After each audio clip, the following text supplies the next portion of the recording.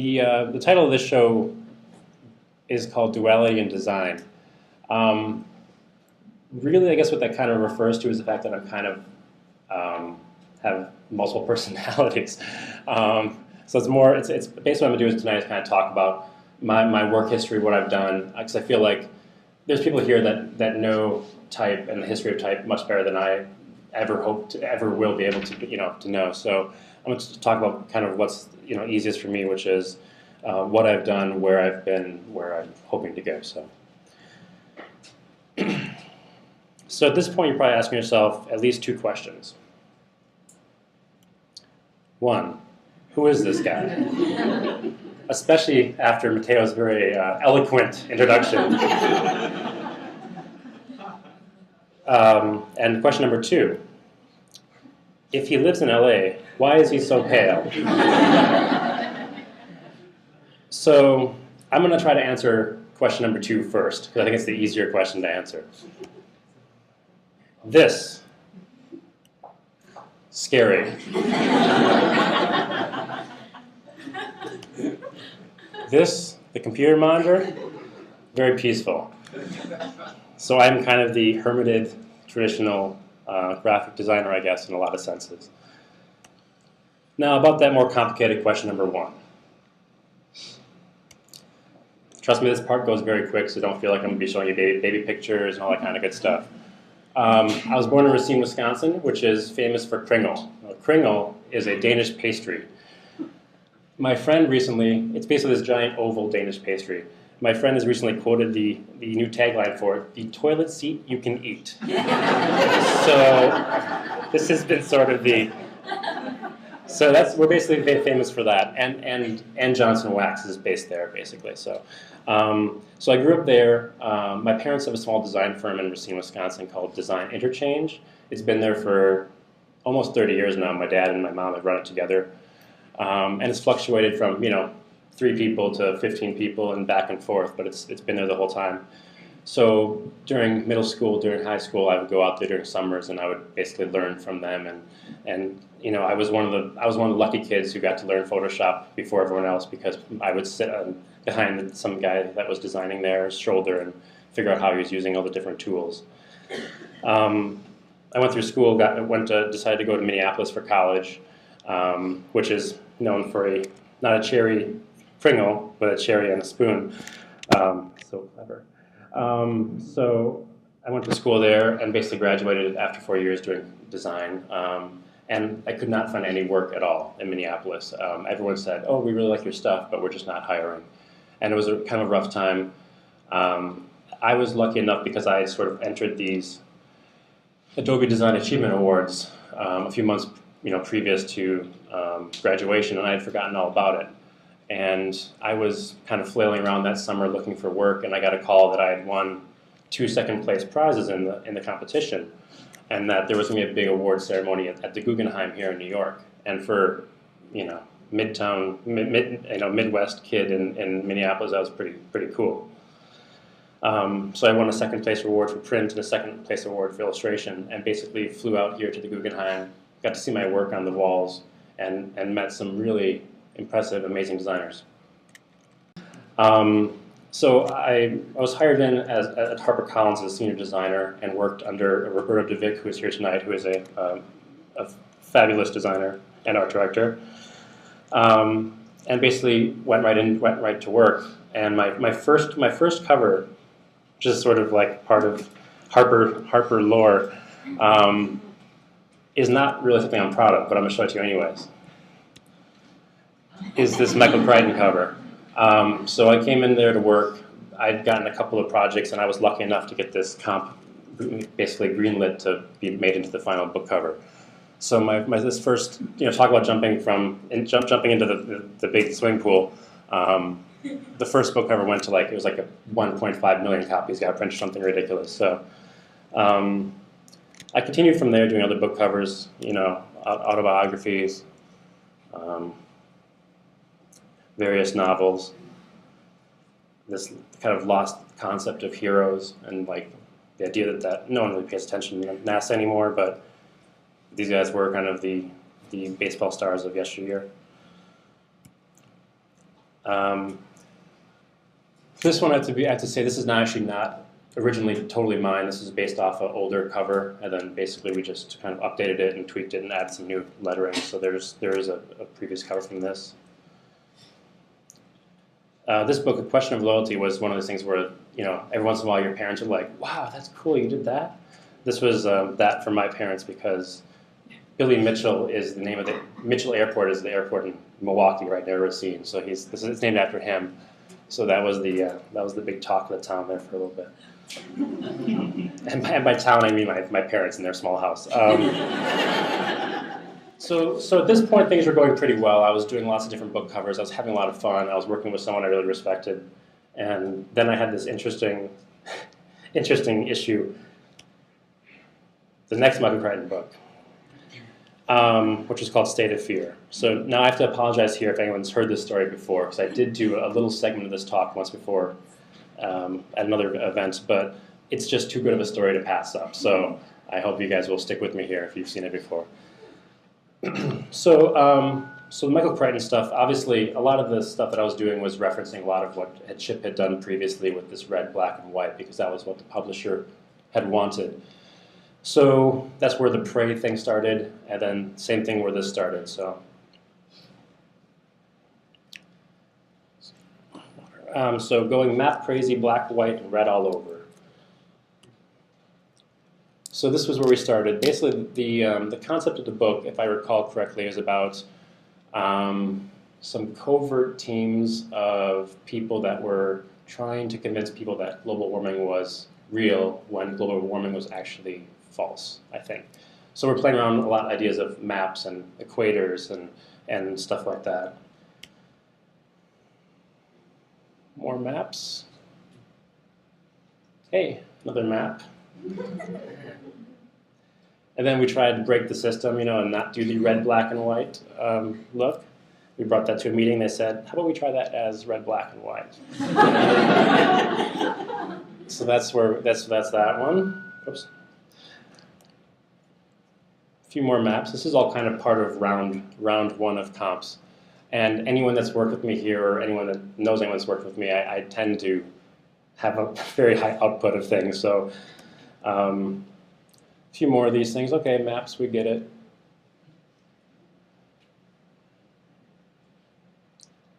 I have to go back here. This actually, I'm really embarrassed by this. This is just like a stock photo slapped down there. And I was just tired of doing maps for a while. But. And then the publisher said, glaciers. Yeah, let's try glaciers, because that means global warming. Nope. And then the new direction was media. Let's try media, because this is all about the media is blowing these things up out of proportion, and the media has all the control. This one I actually thought was kind of cool. But then they said, but you can't put Michael Crichton's name on the bottom of the jacket. They didn't like that either. And then we tried doing some stuff with dilated pupils.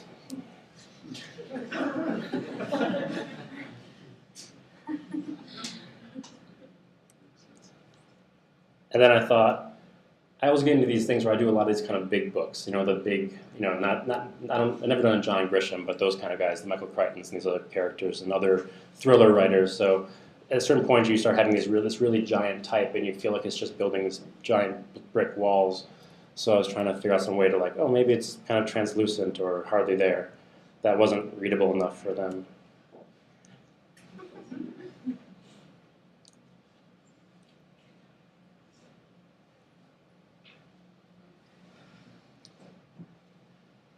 So after that first, very thorough first round of work, the publisher selects a cover to be sent to Michael.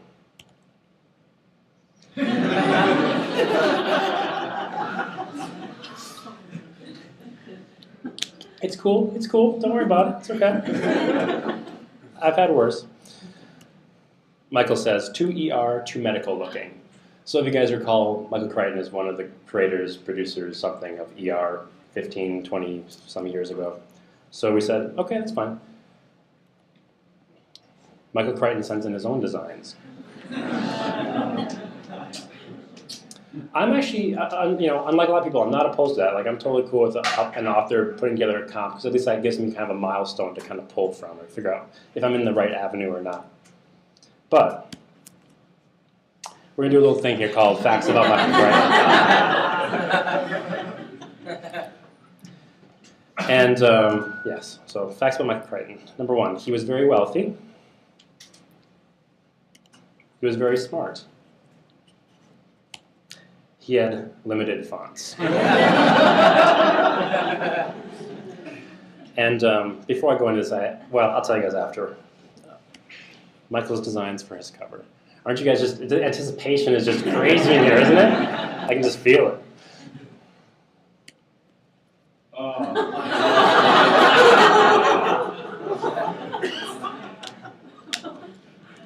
So my question about this was, can you turn a light on or anything? Are we okay? Okay. So readability, of course. Comp number 2.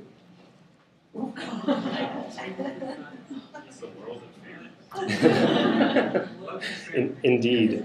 And my response to this was, square? I mean, I've seen square books, but they tend to be like board books, you know, for like 8-year-old kids, right? I mean, like they're like you know, golden book style. And my personal favorite, number 3.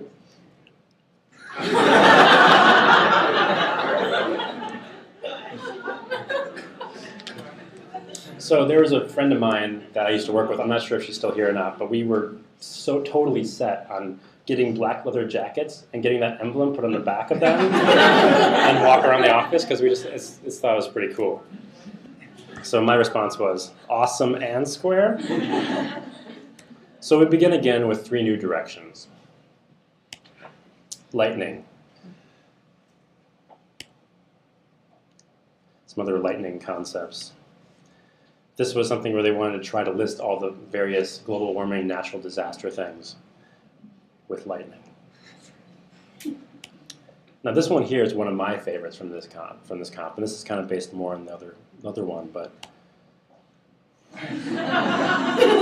which is basically my ode to that awesome leather jacket that I want. The publisher was not too keen on it, though, unfortunately.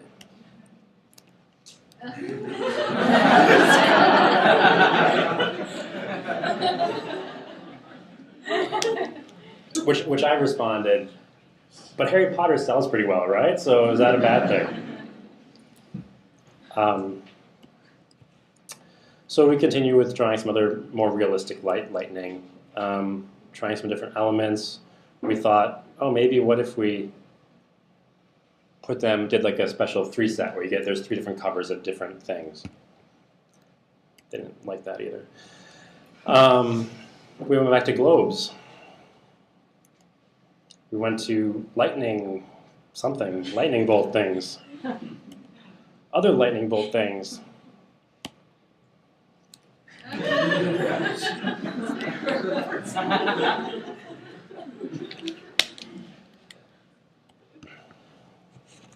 Then we kind of kept playing with this. And we're getting closer. And those are the last 2 comps we did. And so the publisher decides to send these 2 comps to Michael for his approval. This is the one he picked. So this is the final cover of the jacket. Not my proudest moment by any means, but it's one of those things where the process is just so fun and ridiculous that I have to show it. Now, you'd think that'd be the end of it, that he selected the cover and we're all ready to go. But you guys remember this one from like a slide ago? The editor liked this cover so much that it was used for another cover on that same list. Which was fine because it gave me less to do, but you tend to enjoy these ideas of starting fresh with something and creating a new brand for one of these authors. So the total final damage. Michael Crichton, State of Fear. 320 cover designs, 16 meetings, 3 covers from the author, and then we have 2 final covers, not just 1. But I have to say, the experience, Priceless. So sometime around this point, I was still enjoying all the book stuff. I was really, having fun with it and being part of a cool team. But I was wanting to do something different. And so around this time, I started kind of going home at night and started working on posters for myself. So we have this transition from books to posters. And so these posters I was doing were kind of these one-off pieces. They were things that I wanted to make as a larger project. I wanted to do comic books about them, or I wanted to do graphic novels or something, but I didn't have the time because I had the day job going on. So I was basically trying to find a way to do these comics in a single. Do you want to get that? Okay. So anyway, so let me go through these things here. So these are basically things that I was doing in like a single night. I was just kind of doing them just to do something and be done with it. So this is my buddy Adam, who is in the back there somewhere, and he actually helped me assemble most of the show, and he did the light boxes and built those. He's my furniture design buddy and fabricator friend. So Adam is one of the best guys that I know, but he is horrible at geography. Horrible at geography. There's a classic story that I had where I was visiting New York for something, and he said, "Oh, I'm going to be in Atlanta at the same time. I'll just come by and visit you." And I had to try to explain that Atlanta and New York weren't all that close. So being the total asshole that I am, I did this poster where I just mixed up all the states into the general shape of the United States. Sorry, Adam. And I'm keeping the theme going since Adam's here with us tonight. I did this poster for Adam for a benefit concert because Adam, doing his furniture design, managed to have an angle grinder bump back and hit him in the face while he was working. So he had some small surgery bills to pay for, so we did this kind of poster as a Red Cross effort with a bunch of bands trying to get people to come out and help him pay for his medical bills. I'm sure he'll show you guys the scar if you come back and talk to him later. Once again, this is kind of stuff where I was basically just going home and having these random ideas for short comics or for single panel things. And I was just basically doing hand lettering on most of these. Like some of the stuff isn't, but generally 80-90% of it's hand lettered. And just having fun with stuff. So some more stuff here, and I apologize. There's some bad translations here, some bad Spanish here and there, in some of these posters. So once again, this is just original illustration and original lettering. And I was kind of playing with this idea of trying to find a way to tie the illustration into the into the lettering better. So trying to find some way to kind of make it homogenized and feel like it's all part of the same world.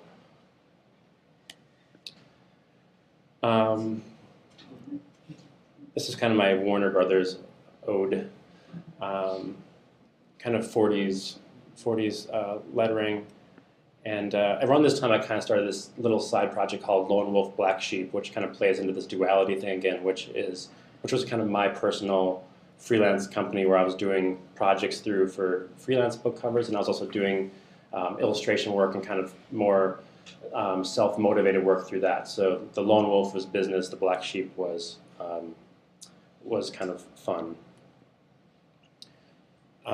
This one was literally, I went home one night and my concept was, let's be honest, there was no concept. The idea I had in my head was, I would like to make some lettering with a lasso tonight, so I just did that.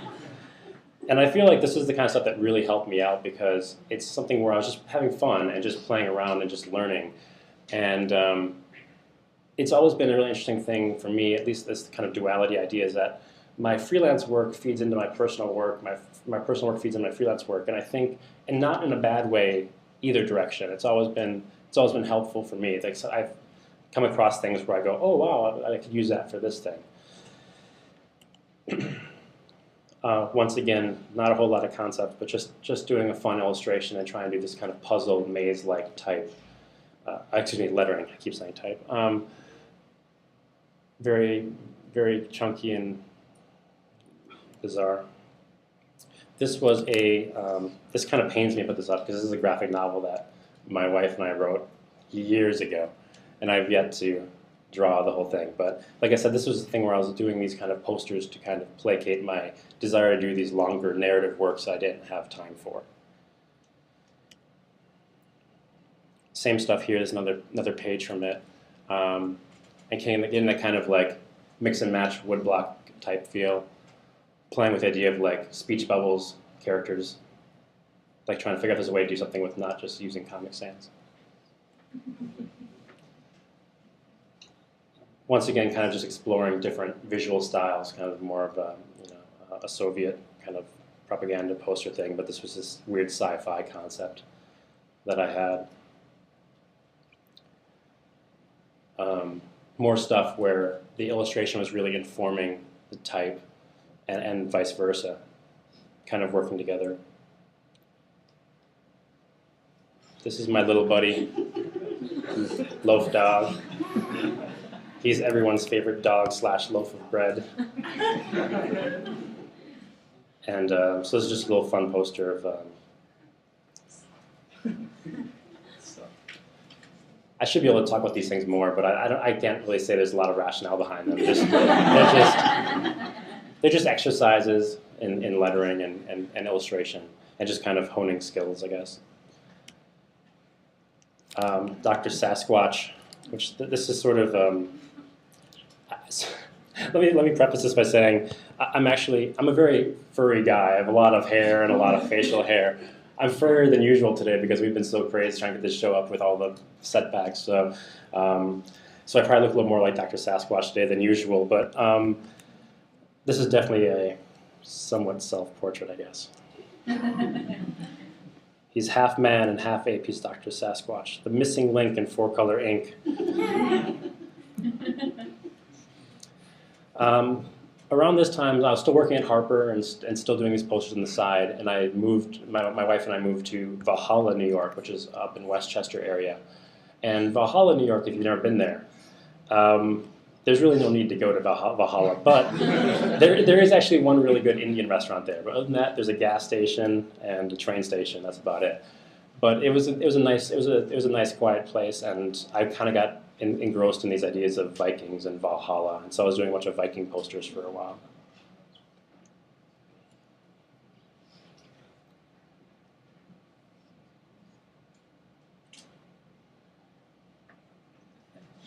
And once again, just hand lettering, and it's not funny. He's dying.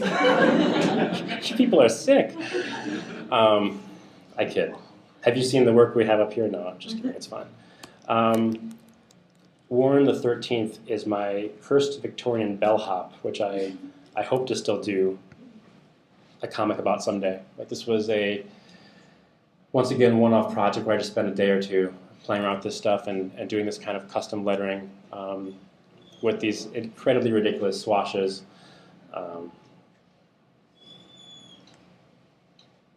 Oops, wrong button. And this should have been earlier. This is also part of that Muerte series, which is that Mexican circus comic that I was working on. So we now interrupt our poster projects and back to our regularly scheduled book design. And I have to apologize for lack of ligatures in these different interspersal type places. I could not figure out how to use ligatures in Keynote. So for all you font designers and type designers out there, I apologize. So we ended with Michael Crichton. I figured we should start again with Michael Crichton.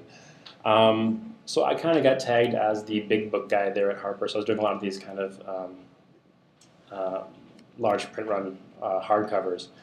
And this is actually one of my favorite ones I did, I think. I think it's simple and clean and serves the purpose without being over the top. And the really great thing about this one, I have to say, is that last one took 320 comps.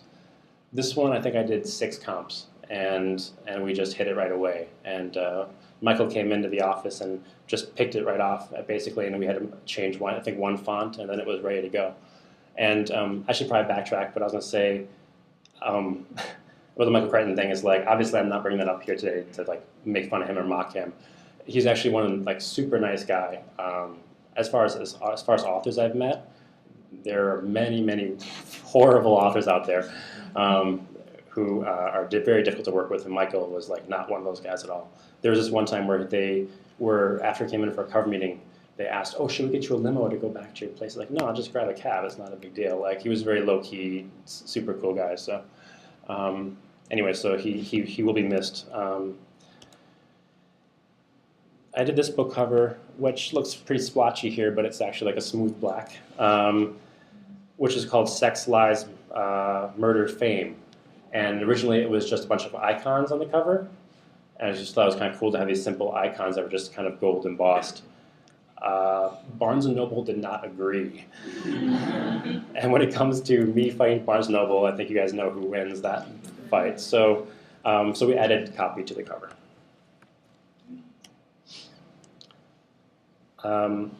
This is a book, Cockroach, which is about, it's basically the reverse of metamorphosis. So it's a cockroach who becomes a man, and then slowly begins to start to take over New York City through various gang avenues and channels and stuff like that. So it's actually a pretty good read. It's pretty fun. So we did this jacket, which I'm pretty happy with. And a few people in here might recognize this one. So this is the book Boomsday, which was a die-cut case, which is a first for me. There's another shot of it here. That's the artsy shot. So I continue doing book work. Trust me, we're almost done with book work. I'm trying not to bore you guys too much. This was a kind of book about modern fairy tales. So I was trying to do some kind of custom lettering with tree branches.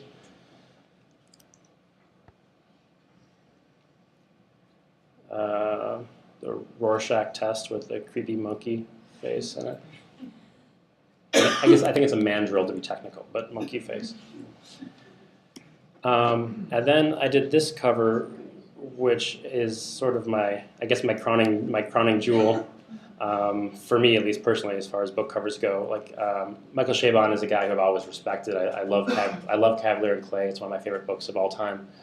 And so I was lucky enough to be at Harper when they had acquired rights to get this, and so we did tons of covers and comps. And I decided not to show the process here tonight on this particular one because I have the new Michael Crichton to show process on. But anyways, it's just basically about it takes place in kind of the it takes place in Alaska, so I was kind of playing off this idea of the Northwest Indian kind of art style.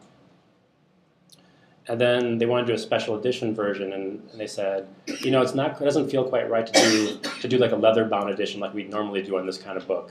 So we pitched the idea to them about doing a wood, basically box that the book slides into. So pretty much at that point, I realized that I wasn't going to top that cover for a little bit because I was so happy with it, and I decided to leave town. Not quite, but I got a job offer in LA and had a couple of opportunities out there, and my wife had an opportunity out there as well, so it felt like the right time to move. I felt like I'd been in the Midwest, I've done the East Coast publishing thing, and figured, let's try the West Coast. So Los Angeles, a kind of funny job offer, getting into showbiz, and still loving books. So the job offer I got came from a company called Jib Jab. I don't know if anyone's aware of them or not, but they do primarily like comedy-based video stuff and a bunch of other things like that. They had seen me written up in some magazines somewhere and called me up and said, "Come work for us." And at that point, I didn't really know what they were doing, but what they were doing sounded interesting. So we went out there and met them, and it's been a really interesting ride so far. I've been there for almost 2 years, I guess now, and I've been learning a lot about like the kind of tech side of things, and for me, it's been really great as far as what I want to do. I mean, I think ultimately for me, I want to take this publishing knowledge I have and the art and design I have, and somehow push it into a little more of into a tech area. So one of the other things that happened is that I was talking earlier about the poster pieces I was doing. So I did these. This is one of the posters I did, and strangely enough, it got picked up by an animation studio out in LA to be picked up as a pilot, possibly to be made into an animation series. So I have test footage, but I can't legally show you guys that of the video, of the animation, but it looks really cool, I'll tell you. And I can't tell you who it's with because they would sue me. But so this is just a couple of pieces of art from it. So it's a bunch of crazy illustration characters that I've created with my wife, and basically just pitched them the idea, and they liked it. And so it's been there for a while, and we've gone through writers, and we've tried different stuff. So, and it's getting to the point where we'll hopefully find out in the next, I don't know, 8-9 months if something's going to happen for sure or not. So that was the other reason, so both those things kind of brought me out to LA. And then while I've been in LA, I'm still doing book stuff as well. And one of the things I'm doing is I'm getting to do more of the celebrity stuff, whether I want to or not, because that's what's available in LA. But so I got a chance to do this book called High Voltage Tattoo by Kat Von D. She's this reality star TV show lady who does tattoo work. So this is the case design for it.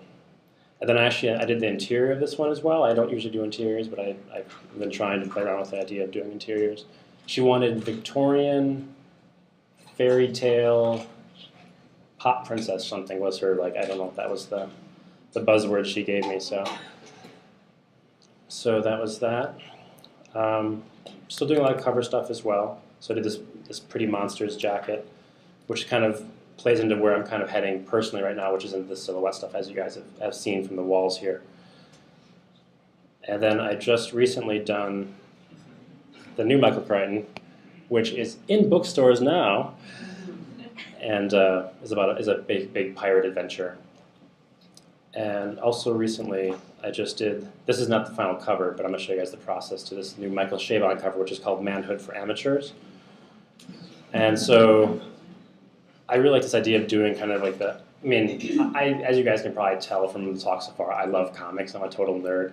And I try to just slam comics into whatever cover I can work on because it's just such a love of mine. So this was kind of the idea of doing those classic back of the comic ads where you could buy the X-ray vision and all that kind of stuff, but kind of updated for the middle-aged man. They want to try some ideas with spinners as far as different kind of male-oriented goals. We tried some trophies. These are all rough comps, so please be nice on my photoshopping skills there. Tried some different diagrams as far as getting old and procreating and getting old and that kind of stuff. Try to throw some Doc Savage in there.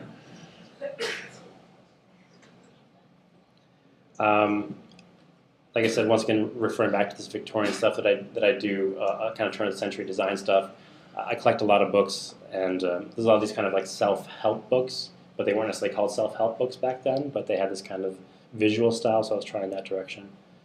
That was not working. We tried some board game ideas. That's the spine in the cover. We tried wood blocks. Once again, a cheesy comp. This next one's a really cheesy comp. I'm gonna warn you offhand, so you guys know. Bam! Colored wood blocks.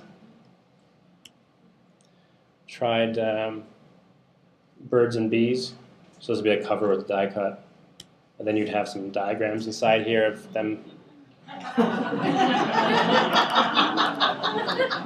having some fun. They didn't go for that either. And then I had a buddy of mine who's also here tonight, Mike Trzanski, who does some really cool hand lettering. I had him do some comps for me as far as furry type.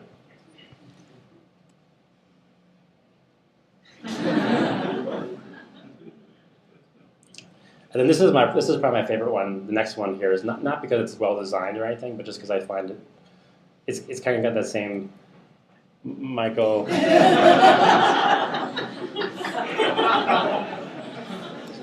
Michael Crichton cheese factor, that lightning bolt. So anyways, this is actually a photo of Michael Chabon that he sent to us, so it's actually him. And so what I want to do is I pitched this as the cover, and then I pitched the full jacket as this, as him basically still in the same cheesy shirt and whatnot. But once again, another bad Photoshop job, but they didn't go for that. So that was that, and then the final cover actually is this jacket, which has a die cut in the dial, and it doesn't actually technically spin, I guess, because there's some issues as far as things breaking off in shipping or whatever else. But it turned out pretty good, I think. So at this point, I'm kind of transitioning from more books into this kind of Victorian place. So talk a little bit about that. Is that my parents, despite living in Racine, Wisconsin, the hotbed of Pringle activity, they are like avid antique collectors. So I grew up my entire life with lots of really tall, scary clocks and paper cuts and strange, bizarre things. And so I have this sort of tendency to go towards a lot of this kind of turn of the century stuff because that's a lot of what I kind of grew up around. And I guess I think it comes back to what you grew up with. I think for me it's comics and it's Victorian and turn of the century antiques and stuff like that. So these are not my work, but this is something that kind of inspired me. So being the comic nerd that I am, I was kind of doing some research and I was finding these dime novels, or these penny dreadfuls as I call them in the UK, which are kind of these trashy stories from a while back, and they're kind of precursors to comics in a lot of ways. And I thought, well, this fits with me design-wise. I'd love to design these things. Could I possibly do something like this? Because I didn't feel like that wasn't really happening, and I feel like there's a lot of really interesting independent comics nowadays, but not necessarily in this kind of vein. So, so my wife Tanya and I created the Dollar Dreadful Family Library. So currently it's 5 titles that are short stories. They range from like 18 to 23 pages. They're all like short escapist stories, all set in Victorian times. And they have these sort of concepts of comics behind them. There's no superheroes, there's no Superman or Batman, stuff like that, but there's murder mysteries, and there's the harebrained inventor who creates a pneumatic bride that basically is his wife, and there's a dressmaker's detective journal, which is a bunch of ladies who sit around and they make dress patterns, but they also solve mysteries in their free time. Like, they're cheesy, fun little things. So, and you guys can, and this is totally not a plug at all, but they're in the back in the corner if you want to take a look at them. So they're very cheap. They're very cheap, yes, almost disposable.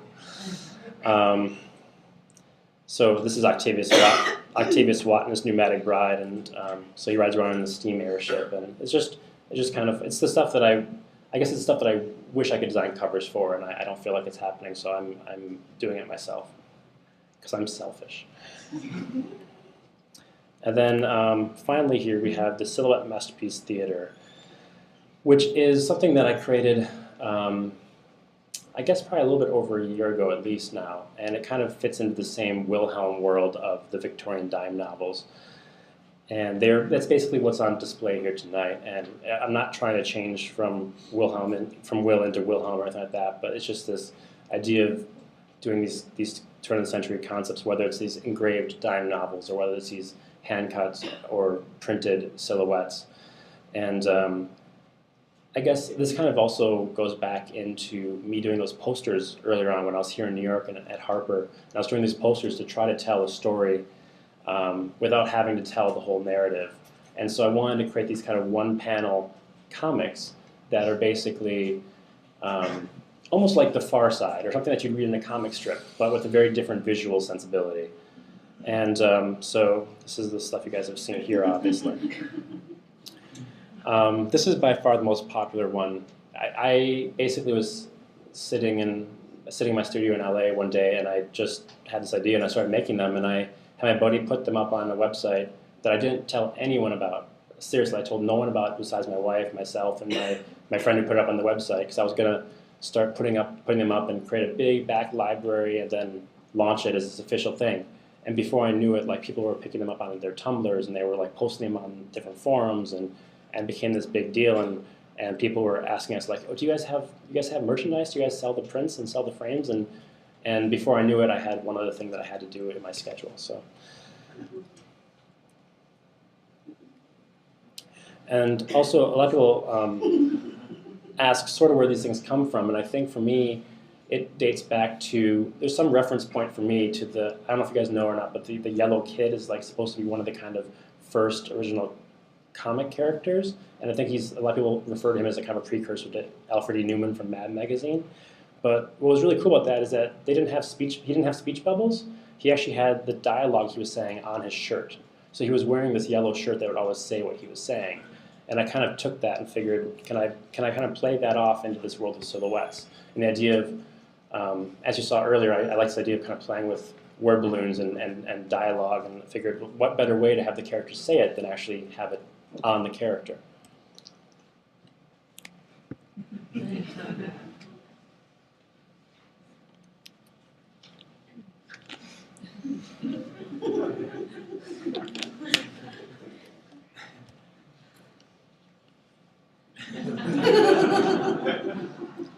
So I have to also here at this point thank my mom for have a really twisted sense of humor, because that's definitely been passed on to me, I think.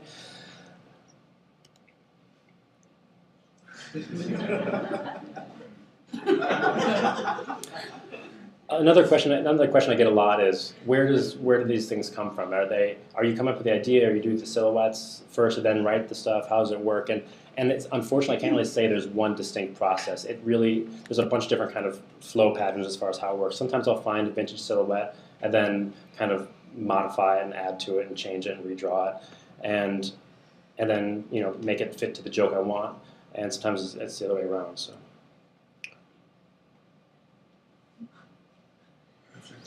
And I mean, there's also a very, I think there's an obvious touch point with like Edward Gorey and that kind of stuff, which I grew up reading and love to this day.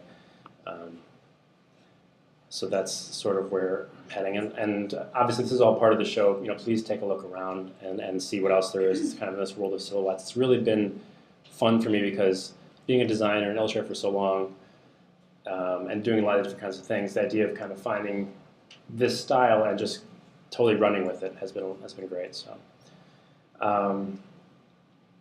I'm basically, I don't know if I talked really fast or if that was really slow. I can't tell because I'm up here and not out there, but I hope that was okay.